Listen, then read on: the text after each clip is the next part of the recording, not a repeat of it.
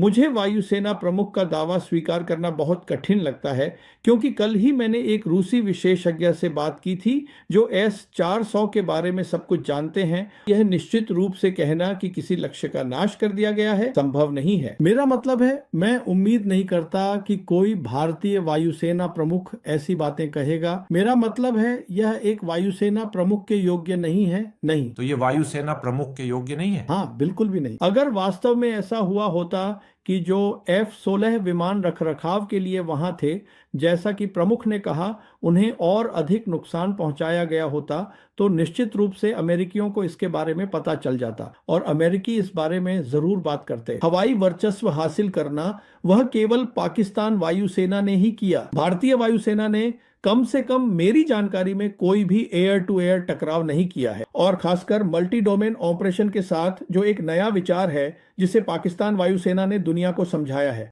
और यही कारण है कि पाकिस्तान वायुसेना प्रमुख एयर चीफ मार्शल बाबर को भी तुरंत वॉशिंगटन में आमंत्रित किया गया, ताकि वे समझा सकें कि उन्होंने मल्टी डोमेन ऑपरेशन कैसे किए, कि हमारे पास सबूत हैं, और उन्होंने 4 राफेल विमानों के गिराए जाने के सबूत पेश किए, और जो सबूत उन्होंने दिए हैं वे नंबर हैं जो एयरफ्रेम की पूंछ पर मौजूद हैं। जहां तक दुनिया का सवाल है, खुद यह तथ्य कि भारतीयों ने इस पर चुप्पी साध रखी है, तो वे इसे सच मान लेंगे। पाकिस्तान की सैन्य और भू राजनीतिक स्थिति काफी ऊपर चली गई है। यह एक मुख्य कारण है कि 17 सितंबर को पाकिस्तान और सऊदी अरब के बीच रणनीतिक आपसी रक्षा समझौता हुआ था, और यही वजह है कि आज मध्य पूर्व के अन्य देश, जिनमें कतर, तुर्की, मिस्र भी शामिल हैं, इस समझौते में शामिल होने के लिए वायुसेना प्रमुख ने दावा किया कि भारत ने 12 या 13 पाकिस्तानी विमानों को मार गिराया, जिनमें से 9 या 10 लड़ाकू विमान थे,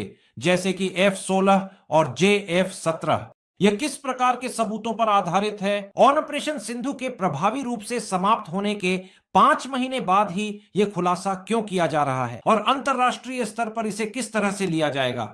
उतनी ही महत्वपूर्ण बात यह है कि ऑपरेशन सिंधु के दौरान भारत की अपनी हानि क्या रही। वायुसेना प्रमुख ने इन्हें मनोहर कहानियां कहकर खारिज कर दिया। क्या उनका ऐसा करना सही था? अब मेरे साथ जुड़ रहे हैं फोर्स मैगजीन के संपादक प्रवीण सोनी। प्रवीण सोनी, शुक्रवार को वायुसेना प्रमुख air chief marshal AP Singh ने दावा किया कि ऑपरेशन सिंधु के दौरान भारत ने 12 या 13 पाकिस्तानी विमानों को मार गिराया, जिनमें से कुछ हवा में और कुछ जमीन पर थे। इनमें 9 या 10 लड़ाकू विमान, जैसे कि F-16 और JF-17, एक C-130 विमान, संभवतः 2 एयरबोर्न अर्ली वार्निंग विमान शामिल हैं। तो मैं शुरुआत में आपसे पूछना चाहूंगा, वायुसेना प्रमुख द्वारा किए गए इस दावे पर आपका क्या जवाब है? करण, मुझे वायुसेना प्रमुख का दावा स्वीकार करना बहुत कठिन लगता है, क्योंकि कल ही मैंने एक रूसी विशेषज्ञ से बात की थी जो S-400 के बारे में सब कुछ जानते हैं, और उन्होंने मुझे यह पुष्टि की कि हाँ, S-400 में 36 लक्ष्यों को साधने की क्षमता है, लेकिन यह निश्चित रूप से कहना कि किसी लक्ष्य का नाश कर दिया गया है संभव नहीं है। और फिर उन्होंने कहा, शायद अगर विमान बहुत धीमी गति से चल रहा हो तो हाँ, और एक हद तक यह कहा जा सकता है कि हाँ, उसे मार गिराया गया है, उसे गिरा दिया गया है, लेकिन लड़ाकू विमानों के मामले में बिल्कुल नहीं।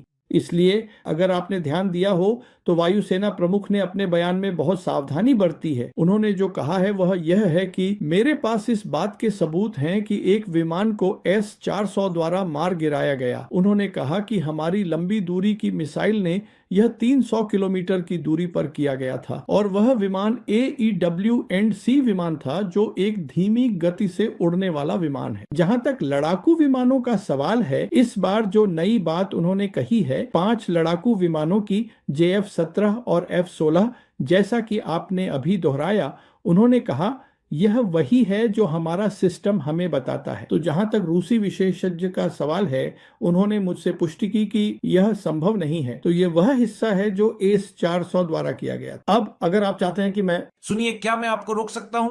और चलिए समझते हैं कि रूसी विशेषज्ञ ने आपको क्या बताया था।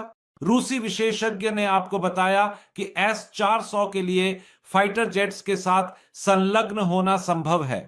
हाँ, लेकिन यह बताना संभव नहीं है कि आपने उन्हें मार गिराया है या नहीं। दूसरे शब्दों में, यही इसका अनजान हिस्सा है कि हम उन विमानों को गिराने में सफल हुए या नहीं। बिल्कुल। यही उन्होंने पुष्टि की थी। तो इसका मतलब है कि जब एयरफोर्स चीफ कहते हैं कि हमारे पास 300 किलोमीटर से भी ज्यादा की एक लंबी दूरी की स्ट्राइक थी जो कि एक अर्ली वार्निंग या सिग्नल्स इंटेलिजेंस एयरक्राफ्ट पर हुई थी, तो वह हिस्सा सही हो सकता है। बिल्कुल सही। लेकिन जब वो आगे जोड़ते हैं कि F-16 और J-17 के बीच के 5 हाईटेक फाइटर भी मार गिराए गए, तो इसके बारे में हमें वास्तव में कुछ पता नहीं है। और यही वजह है कि एयरफोर्स चीफ भी अपने बयान में सतर्कता बरत रहे थे जब उन्होंने कहा, जैसा कि हमारा सिस्टम हमें बताता है। इसका मतलब है कि उन्होंने खुद जिम्मेदारी नहीं ली। यह नहीं कहा कि हमें पता है कि ऐसा हुआ, हमारे पास सबूत हैं। उन्होंने पूरी बात सिस्टम पर डाल दी। ये एक और बहुत महत्वपूर्ण बिंदु है जो आप उठा रहे हैं। जैसा कि आपने कहा, एयरफोर्स चीफ ने खुद भी अपने बयान में सतर्कता बरती। उनका वाक्य था, यही हमारा सिस्टम हमें बताता है। दूसरे शब्दों में, वह अपनी उपलब्ध खुफिया जानकारी पर निर्भर कर रहे हैं। उन्होंने अब तक जनता को कोई निर्णायक स्पष्ट सबूत नहीं दिया है। करण, यह खुफिया जानकारी की बात नहीं है, यह सिस्टम की बात। हम अभी सिर्फ S-400 सिस्टम की ही बात कर रहे हैं। तो इन हत्याओं का श्रेय S-400 सिस्टम को दिया गया है। और जिन 5 लड़ाकू विमानों की उन्होंने पहली बार बात की थी 3 अक्टूबर को, जो नया दावा उन्होंने किया है, उस पर उन्होंने कहा है, हमारा सिस्टम हमें बताता है। यहाँ वह S-400 सिस्टम का ही जिक्र कर रहे हैं। और रूसी ने आपको बताया है कि सिस्टम यह निर्णायक रूप से नहीं बता सकता कि वे 5 लड़ाकू विमान मारे गए थे या नहीं। यह बता सकता है कि उन्हें निशाना बनाया गया था, लेकिन पुष्टि नहीं कर सकता कि वे मारे गए। बिल्कुल सही, एकदम सही। और इसलिए जब एयर चीफ कहते हैं, यही हमारा सिस्टम हमें बताता है, जो लोग जानते हैं कि उस सिस्टम की क्षमता क्या है, वे तुरंत समझ जाएंगे कि यह एक अनुमान है जो हम लगा रहे हैं। हाँ, यह बिल्कुल सही है। क्या अनुमान शब्द सही है? यह सही है। अनुमान शब्द वास्तव में सही है। अब मैं आपके साथ दूसरा मुद्दा उठाना चाहता हूं। आप इस बात को कैसे देखते हैं कि हालांकि एयर चीफ ने अगस्त में दिए गए एक व्याख्यान में अस्पष्ट रूप से पाकिस्तानी विमानों को मार गिराने का जिक्र किया था, लेकिन ये अधिक विशिष्ट विवरण लगभग ठीक 5 महीने बाद ही सार्वजनिक किए गए, जब ऑपरेशन सिंधु प्रभावी रूप से समाप्त हो चुका था। दूसरे शब्दों में, उन्होंने हमें ये विशिष्ट विवरण देने के लिए 5 महीने इंतजार किया। आप इसे कैसे देखते हैं? आप जमीन पे हुई हत्याओं की बात कर रहे हैं? बिल्कुल सही। हाँ, तो आप देख सकते हैं कि उन्होंने इसे खुफिया रिपोर्ट्स के हवाले से बताया है। और जो उन्होंने कहा है वह ये है कि हमने 4 से 5 F-16 विमान जो एक एयरबेस पर मरम्मत के लिए थे, उन्हें नुकसान पहुंचाया या नष्ट किया है। और साथ ही हमने पाकिस्तान एयरफोर्स के एक AWNC और एक C-130 विमान को भी नुकसान पहुंचाया या नष्ट किया है, जो हैंगर में या टरमैक पर खड़े थे। यही उन्होंने कहा है। अब हमारे पास ये क्षमता है, हमारे पास एयर टू ग्राउंड मिसाइलें हैं जो यह कर सकती हैं। लेकिन क्या यह वास्तव में हुआ है? यह निर्णायक नहीं है। इसीलिए प्रमुख ने इसे खुफिया रिपोर्ट के हवाले से बताया है। और कौन कौन सी खुफिया रिपोर्ट्स हैं यह हमें नहीं पता, और न ही उन्होंने उन्हें स्पष्ट किया है। लेकिन फिर भी आप एक बहुत महत्वपूर्ण बात कह रहे हैं। भारत के पास निस्संदेह यह क्षमता है कि वह पाकिस्तानी विमानों को जमीन पर या हैंगर में ही मार गिरा सकता है। लेकिन क्या हमने वास्तव में ऐसा किया, यह हम नहीं जानते। बिल्कुल सही। और मैं इसमें थोड़ा और जोड़ना चाहूंगा। अगर वास्तव में ऐसा हुआ होता कि जो F-16 विमान रखरखाव के लिए वहां थे, जैसा कि प्रमुख ने कहा, उन्हें और अधिक नुकसान पहुंचाया गया होता, तो निश्चित रूप से अमेरिकियों को इसके बारे में पता चल जाता। क्योंकि अमेरिका का पाकिस्तान के साथ एंड यूजर मॉनिटरिंग समझौता है और अमेरिकी इस बारे में जरूर बात करते। अब फिर से आप एक और बहुत महत्वपूर्ण बात कह रहे हैं। अमेरिका का पाकिस्तान के साथ एंड यूजर मॉनिटरिंग समझौता है। अगर F-16 विमान हवा में या जमीन पर मार गिराए गए होते, तो अमेरिकियों को इसके बारे में पता चल जाता। ये बिल्कुल सही है। अब तक अमेरिकियों ने इस बारे में एक शब्द भी नहीं कहा है। यह चुप्पी हमें क्या बताती है? खैर, तब मुझे इस पर विश्वास करना बहुत मुश्किल लगता है। मुझे नहीं पता एयरफोर्स चीफ के बयान के बारे में क्या सोचूं, क्योंकि उन्होंने केवल एक ही मार गिराने की जिम्मेदारी ली है, और वह है S-400 300 किलोमीटर की दूरी पर, जिसे, जैसा कि मैंने कहा, रूसी विशेषज्ञ ने पुष्टि की है कि यह जानना संभव है कि वह एक किल था। बाकी सब कुछ या तो उन्होंने सिस्टम्स के हवाले से बताया है या फिर इंटेलिजेंस रिपोर्ट्स के हवाले से बताया है। इसे सिस्टम जो बताता है उसके हवाले से बताया गया है। और जैसा कि रूसी विशेषज्ञ ने बताया, सिस्टम यह नहीं बता सकता कि कोई मार गिराई गई थी या नहीं। इसे इंटेलिजेंस के हवाले से बताया गया है। हमें नहीं पता कि इंटेलिजेंस कितनी अच्छी है, क्योंकि वह हमारे साथ साझा नहीं की गई है। बिल्कुल सही। वायुसेना प्रमुख हमसे यह मानने को कह रहे हैं कि वह सही है, सिर्फ इसलिए क्योंकि वह खुद ऐसा कह रहे हैं। वह इसका कोई स्पष्ट प्रमाण या सबूत नहीं दे रहे हैं। नहीं, वह यह नहीं कह रहे कि हमें उस पर विश्वास करना चाहिए। यह हमारे ऊपर है कि हम उस पर विश्वास करना चाहते हैं या नहीं।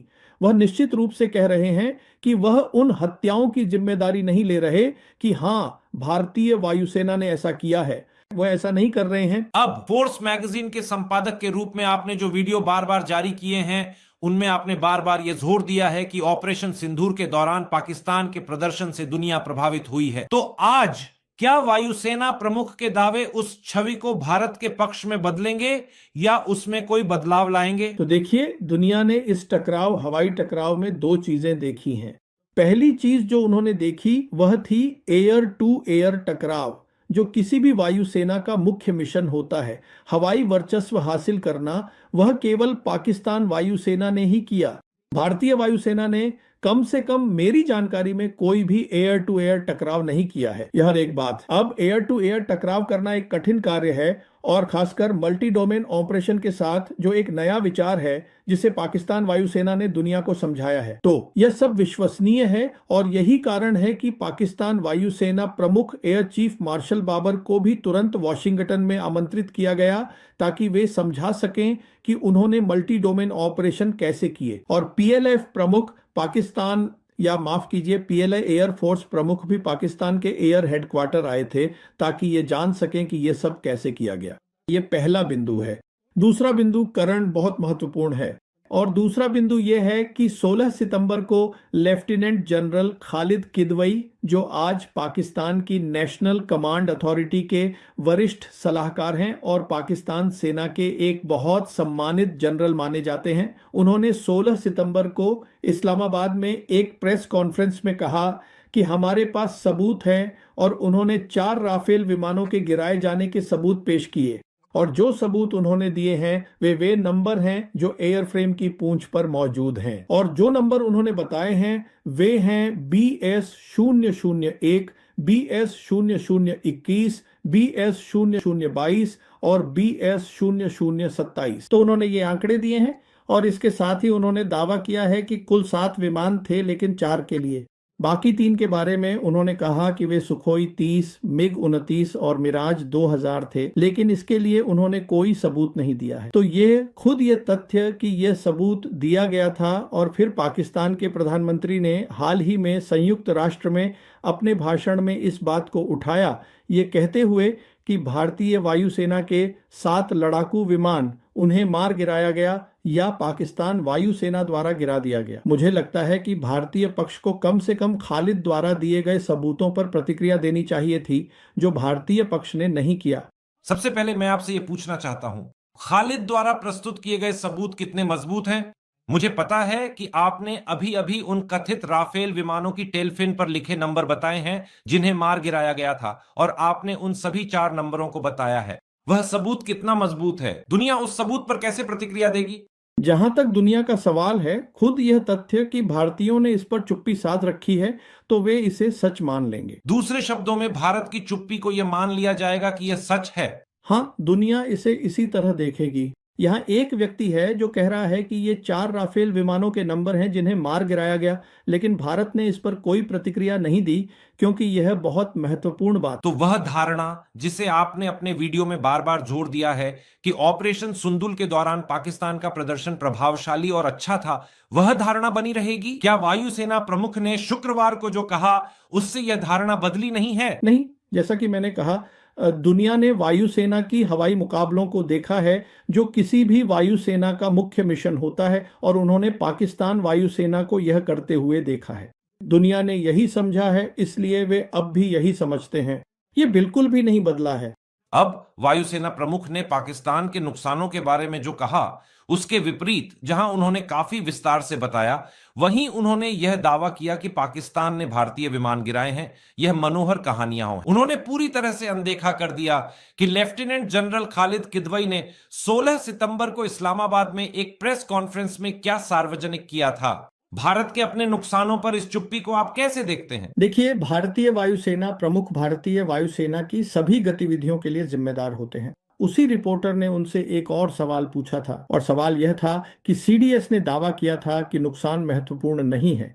उन्होंने यह दावा किया, और उसके बाद हम जानते हैं कि हमारे एक नौसेना सलाहकार ने भी इंडोनेशिया में ऐसा ही दावा किया। तो दावे किए गए हैं कि कुछ नुकसान हुए हैं, लेकिन वायुसेना प्रमुख ने कहा कि मैं इस पर कुछ नहीं कहना चाहता। आप इस बारे में सीडीएस से पूछ सकते हैं। जहां तक मेरी बात है, ये सब मनगढ़ंत कहानियां हैं, ये सब मनोहर कहानियां हैं। वे इस पर टिप्पणी नहीं करना चाहते थे। सिर्फ इतना ही नहीं, जनरल चौहान जो कि चीफ ऑफ डिफेंस स्टाफ है, उन्होंने सिंगापुर में एक इंटरव्यू में स्वीकार किया कि भारत ने विमान खोए हैं, लेकिन यह बताने से इनकार कर दिया कि कितने, यह कहते हुए कि संख्या महत्वपूर्ण नहीं है। इसके अलावा एयर मार्शल भारती जो एयर ऑपरेशंस के महानिदेशक हैं, उन्होंने भी मई के शुरुआती दिनों में स्वीकार किया कि भारत ने विमान खोए हैं, लेकिन उन्होंने भी यह बताने से इनकार कर दिया कि कितने। तो अब जब एयर फोर्स चीफ कहते हैं कि यह सब मनोहर कहानियां हैं, तो वे खुद एयर मार्शल भारती और जनरल चांद दोनों का विरोध कर रहे हैं। देखिए, जैसा कि मैंने कहा,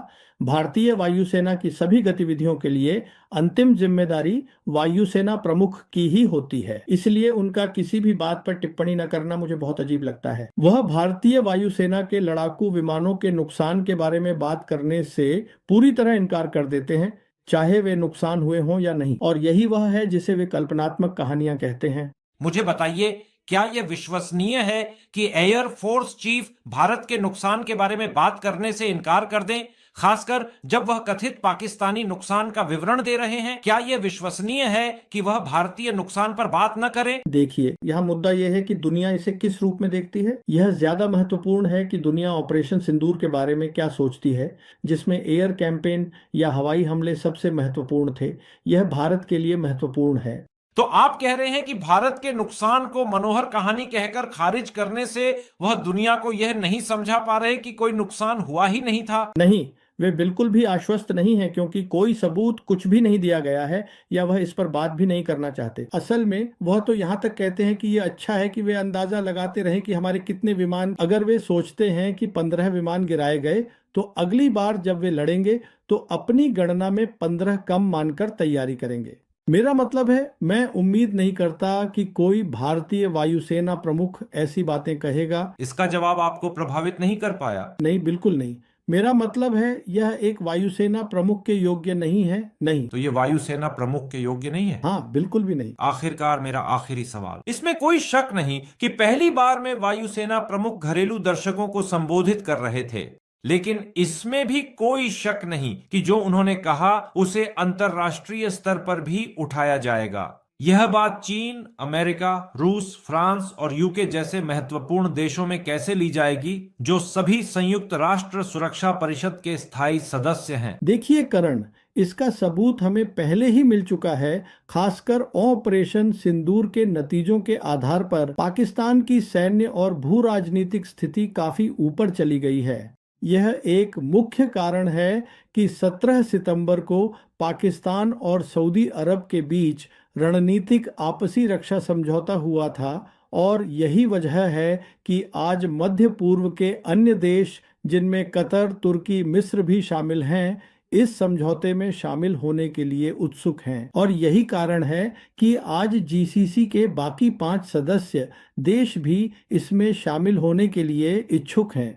और यही कारण है कि ईरान वास्तव में पाकिस्तान और सऊदी अरब के बीच हुए इस समझौते से काफी खुश है। मेरे आकलन में, अगर ऑपरेशन सिंदूर नहीं हुआ होता और ऑपरेशन सिंदूर का परिणाम, जैसा कि दुनिया ने समझा, अलग होता, तो पाकिस्तान के हित में यह सब कुछ नहीं हो पाता। और आप यह भी कह रहे हैं कि वायुसेना प्रमुख का यह दावा कि उन्होंने 12 से 13 पाकिस्तानी विमानों को मार गिराया, जिनमें 9 से 10 फाइटर जेट्स जैसे F-16 और JF-17 शामिल हैं, यह दावा दुनिया को प्रभावित नहीं करेगा? देखिए, अगर वास्तव में सबूत होते तो वायुसेना प्रमुख के रूप में उन्होंने प्रेस कॉन्फ्रेंस की शुरुआत यह कहकर की थी कि मुझे आपको पिछले 1 साल में जो कुछ भी हुआ है वह सब बताना है, और सबसे महत्वपूर्ण बात है ऑपरेशन सिंधु। उन्होंने एयर वॉर के बारे में तो बिल्कुल भी जिक्र नहीं किया। ये तो केवल सवाल जवाब के सत्र में ही सामने आया। तो अगर सबूत होते